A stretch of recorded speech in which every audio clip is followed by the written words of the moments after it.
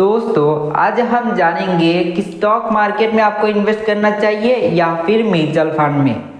तो देखो कुछ दिन पहले मेरा एक अंकल ने मेरे को कहा कि प्रसन्नजीत देखो किस में इन्वेस्ट करना चाहिए मेरे को। मैं बहुत ज़्यादा बिजी रहता हूँ बट मुझे इन्वेस्ट करना चाहिए। आपने कहा तो मुझे कहाँ इन्वेस्ट करना चाहिए, तो मैंने कहा आपके लिए म्यूचुअल फंड सही है, ठीक है। बट अगर आप मेरे को कहते हो कि पृथ्वीराज भाई मैं कहाँ पर इन्वेस्ट करूँ, तो मैं ऑफकोर्स आपको हो सकता है कहूँ कि शेयर मार्केट में इन्वेस्ट करूँ। तो दोस्त देखो हर एक आदमी के लिए शेयर मार्केट नहीं बना हुआ है। किसी के लिए म्यूचुअल फंड मोस्ट इम्पोर्टेंट हो सकता है, किसी के लिए शेयर मार्केट ज़रूरी हो सकता है, ठीक है। तो अब पहले बात करेंगे कि किसको कौन सी चीज़ ज़रूरी है, ठीक है। इससे पहले जानना ज़रूरी है कि आखिर म्यूचुअल फंड होता क्या है। तो देखो दोस्त म्यूचुअल फंड डिफरेंट टाइप्स का हो सकता है। तो सिंपल एग्जाम्पल के थ्रू अगर कहा जाए तो मान लो लोगों के पास टाइम है नहीं, तो लोग चाहते हैं कोई एक फंड मैनेजर हो ट्रस्टेड जो खुद अपने टीम को लेके अच्छे स्टॉक्स पिक करे, अच्छे जगह पर इन्वेस्ट करे, सिर्फ स्टॉक मार्केट पे ही नहीं कोई डेट में भी इन्वेस्ट करे। बहुत सारे डिफरेंट इन्वेस्टमेंट हो सकता है, ठीक है। किसी बॉन्ड में इन्वेस्ट करे, बहुत सारे डिफरेंट इन्वेस्टमेंट हो सकता है।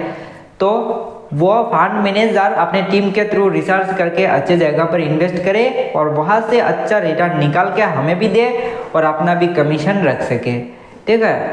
तो उसको एक हिसाब से आप कह सकते हो कि म्यूचुअल फंड, ठीक है। मान लो आपने किसी कंपनी का शेयर्स को खरीदा और वो कंपनी डूब गया फ्यूचर में जाके, तो आपका सारा पैसा बर्बाद हो सकता है।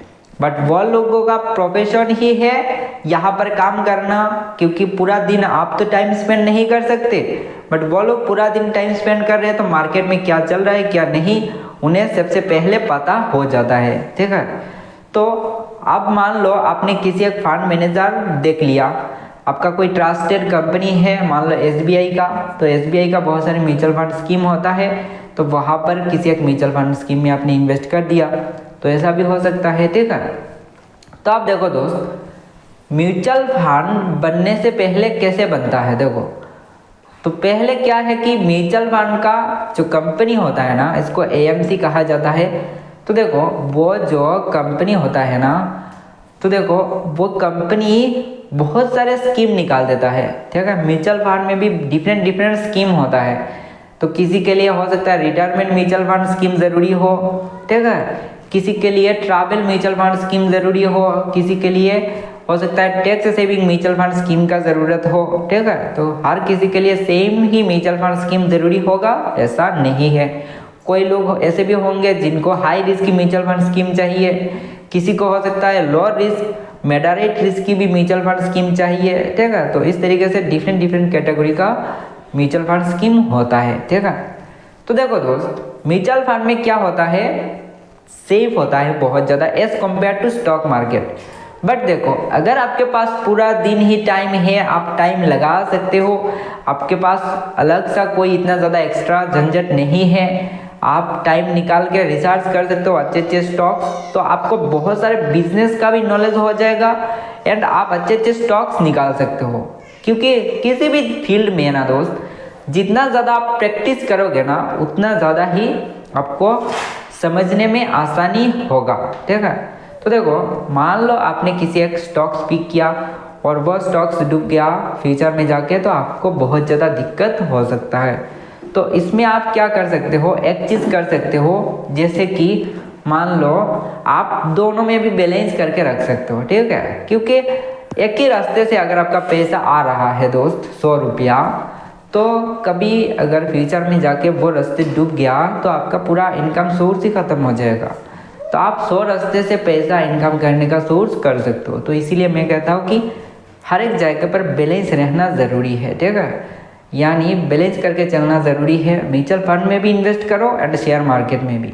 बट अगर आपको रिसर्च करने का टाइम ही नहीं है तो म्यूचुअल फंड ही बेस्ट है आपके लिए, ना कि शेयर मार्केट, ठीक है। वहाँ पर रिस्क का रेशियो कम होता है क्योंकि वो लोग पूरा दिन रिसर्च करते रहते हैं, अच्छे स्टॉक्स निकालते रहते हैं और वहाँ पर इन्वेस्ट करते हैं, पहला चीज़ है। दूसरा चीज़ क्या है कि रिस्क का रेशियो, आप शेयर मार्केट में अगर कर रहे हो तो पूरा फंड मैनेजर आप खुद होते हो, अगर आपका गलती हो रहा है तो पूरा पैसा ही डूब सकता है। बट वहाँ पर क्या होता है, वो लोग किसी एक कंपनी में इन्वेस्ट नहीं करते हैं, मल्टीपल कंपनी में इन्वेस्ट करते हैं, जिसकी वजह से अगर 4-5 कंपनी ख़राब भी हो गया ना तो भी बाकी जो कंपनी है वो अच्छा निकाल के दे रहा है रिटर्न, तो वो पूरा का पूरा एडजस्टमेंट हो ही जाता है, ठीक है। तो आप देखो दोस्त, म्यूचुअल फंड में अगर आप इन्वेस्ट कर रहे हो तो वो लोग जो फंड मैनेजर आपको ये सिस्टम दे रहा है तो उसके लिए थोड़ा बहुत वो लोग चार्जेस लेते हैं, एग्जिट लोड का, देन एक्सपेंस रेशियो का चार्जेस, ठीक है। और नॉर्मली तो स्टाम्प ड्यूटी का चार्जेस होता ही है, तो कुछ चार्जेस होता है थोड़ा बहुत, ठीक है। तो अब आपके ऊपर है कि अगर आपके पास टाइम है, आप टाइम स्पेंड करके अच्छे अच्छे स्टॉक्स पिक कर सकते हो, रिसर्च कर सकते हो, तो आप शेयर मार्केट के थ्रू जा सकते हो। बट अगर आपके पास टाइम नहीं है, आप एम्प्लॉयड हो या फिर जो भी हो, अगर आपके पास टाइम का बहुत कमी है तो आप म्यूचुअल फंड में जा सकते हो। और अगर टाइम का कमी हो भी ना तो भी शेयर मार्केट के साथ साथ कुछ म्यूचुअल फंड में भी SIP करना मेरे ख्याल से बेहतर हो सकता है, हर तरीके से बैलेंस रह जाएगा, ठीक है। तो दोस्त आज के लिए इतना ही, मिलते हैं किसी नए वीडियो के साथ। May God bless you, good bye.